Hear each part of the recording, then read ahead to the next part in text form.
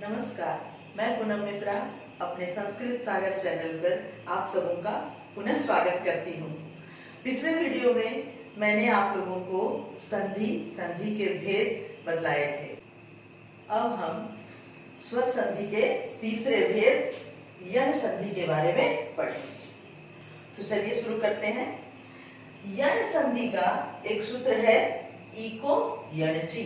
क्या है? इको यणचि, अर्थात एक प्रत्याहार जो रहता है वो यण प्रत्याहार में बदल जाता है।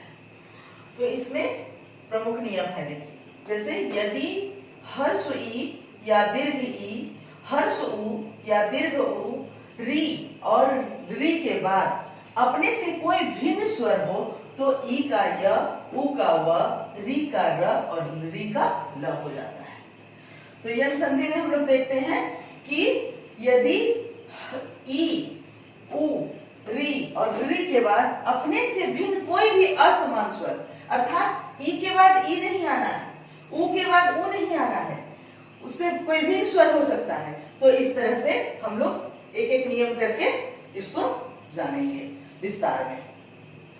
पहला नियम है, यदि छोटी ई या बड़ी ई के बाद कोई भी असमान स्वर आवे।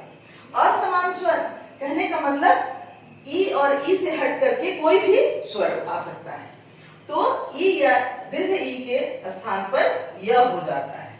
जैसे ई के साथ अगर असमान स्वर जोड़ते हैं तो य बनता है। जैसे प्रतिधन एकः, प्रत्येकः, इति धन आदि, इत्यादि। इसमें हम लोग और भी उदाहरण ले सकते हैं। जैसे प्रतिधन उपकारः, प्रत्युपकारः, अभिधन आसः, अभ्यासः, और भी बहुत सारा आप क्रिएट कर सकते हैं।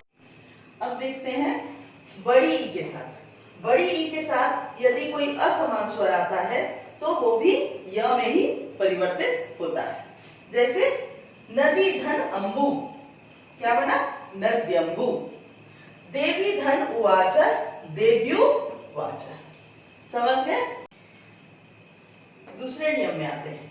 यदि उ या दीर्घ उ के बाद कोई भी असमान स्वर आता है तो हर्ष उ या दीर्घ उ का व हो जाता है। जैसे उ के साथ असमान स्वर आता है तो व होता है। जैसे सुधन आगतम, स्वागतम, अनुधन ऐ, अन्वय। फिर देखते हैं बड़ा उ के साथ असमान स्वर आता है तो भी वह ही बनता है। जैसे बधूधन आदेशः, बध्वादेशः, बधूधन आगतः, बध्वागतः। आप इसमें और भी बहुत सारा अपने से बना सकते हैं। तो इतना हो गया, ये दो नियम हो गया। अब हम लोग तीसरे नियम में आते हैं।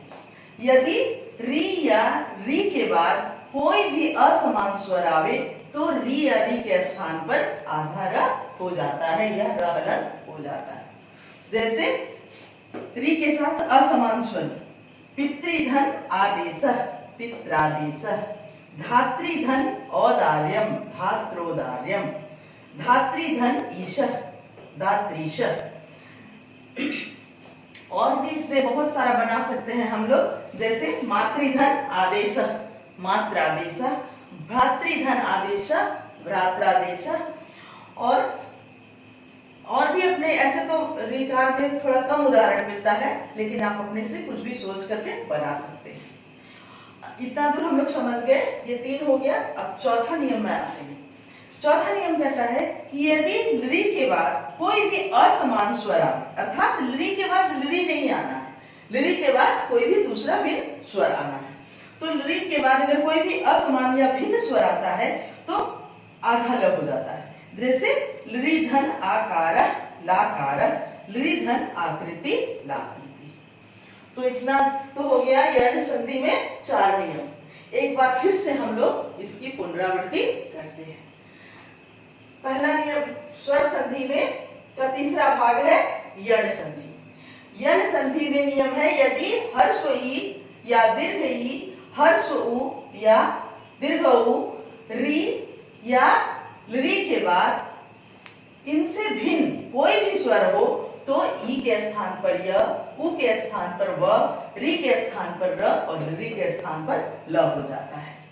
आप लोगों ने इतना उदाहरण देखा, जैसे प्रतिधन एक प्रत्येक, इति धन आदि इत्यादि, नदी धनम्बु नद्यम्बु, देवी धन उवाच देवी उवाच, प्रतिधन उपकार प्रत्युपकार, इति धन उवाच इत्युवाच इत्यादि।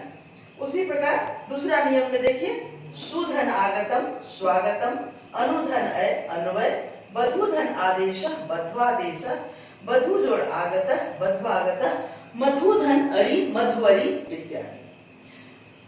इसमें देखिए, रि के बाद कोई भी असमान स्वर आता है तो आधार होता है, जैसे पितृधन आदेश पित्रादेश, भ्रातृधन आदेश भ्रात्रादेश, मातृधन आदेश मात्रादेश, दातृधन ईश दात्रीश, धातृधन ईश धात्रीश इत्यादि।